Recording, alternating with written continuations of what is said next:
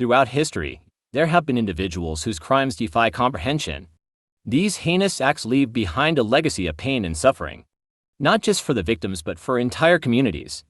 Welcome to Criminal Department, where we explore some of the darkest chapters in criminal history. Today, we delve into the case of Donald Beardslee, a man whose descendant of violence left a trail of devastation that would ultimately lead him to death row. Born on May 13, 1943, in St. Louis, Missouri, Donald Beardslee was the eldest of 3 children. His early years were relatively stable. Beardslee grew up in a working-class family with both parents present, but his life would soon take a tragic turn. When Donald was just 11 years old, his father passed away, leaving his mother to raise the family on her own. The loss of his father had a profound impact on Donald. He was described as shy, socially awkward, and withdrawn, traits that would follow him throughout his life to give him a sense of discipline. His mother enrolled him in a military school when he was 15, where he stayed until he turned 18. Military school, however, did little to address his underlying emotional issues. In 1962, after graduating, Donald joined the United States Air Force as an aircraft mechanic. But this new chapter of his life did not turn out as planned. In 1965, Donald and another serviceman were caught stealing a car. As punishment, they were transferred to a work farm in Minnesota, where Donald was required to perform manual labor. It was here that Donald experienced a traumatic brain injury after being struck on the head by a falling tree. The injury left him in a coma for several weeks. And, once he recovered, he was discharged from the Air Force after 4 years of service. Following his discharge, Donald returned to civilian life, but his struggles continued.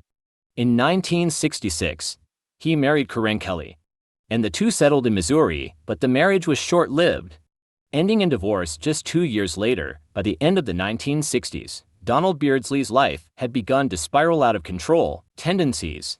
One night, while at a bar, Donald met Laura Griffin, a 54-year-old woman. The two spent the night together, but instead of a casual encounter, Donald strangled Laura to death in her bathtub. Her body remained there for 2 days until Donald confessed to his minister, and the authorities were notified. Beardslee was arrested and charged with second-degree murder, to which he pled guilty. He was sentenced to 18 years in prison.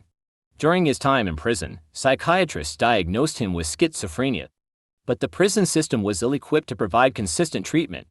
Despite his violent crime, Donald exhibited good behavior in prison, and after serving only 7 years, he was paroled and moved to Redwood City, California. It appeared that Donald was on the path to rehabilitation.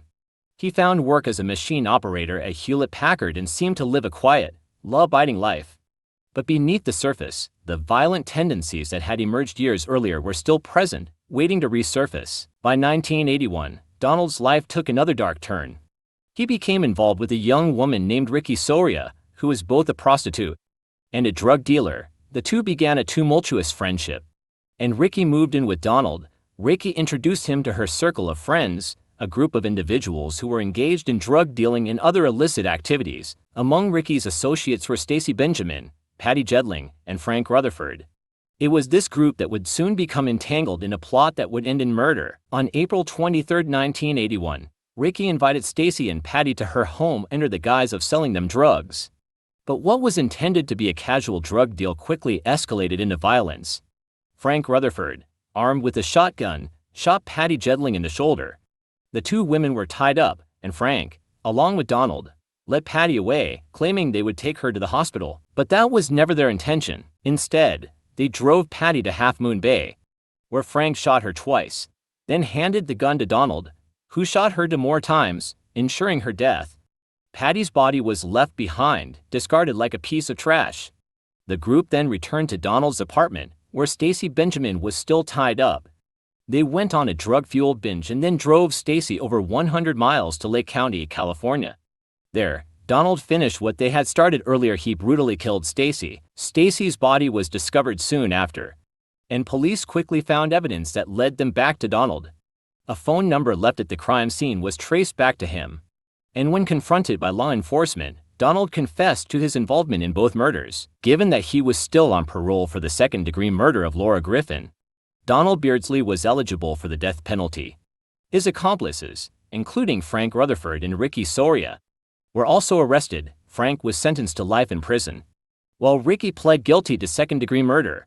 and was sentenced to a reduced prison term. His trial, which took place in 1984, resulted in a first-degree murder conviction and a death sentence. Despite numerous appeals, his death sentence remained intact, with the court's ruling that his legal representation was sufficient and that his schizophrenia did not render him unable to tell right from wrong. In 2005, Donald became the first death row inmate to appeal for clemency to then California Governor Arnold Schwarzenegger, but his plea was denied. On January 19, 2005, Donald Beardslee was executed by lethal injection at San Quentin Prison.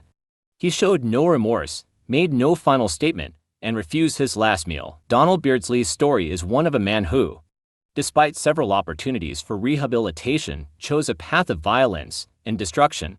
His case highlights the challenges of the prison system in dealing with individuals who suffer from mental illness, and it serves as a reminder of the devastation that can be caused when those individuals go untreated. Please like, subscribe, and hit the notification bell for more content from Criminal Department. Stay safe, and until next time, keep questioning everything.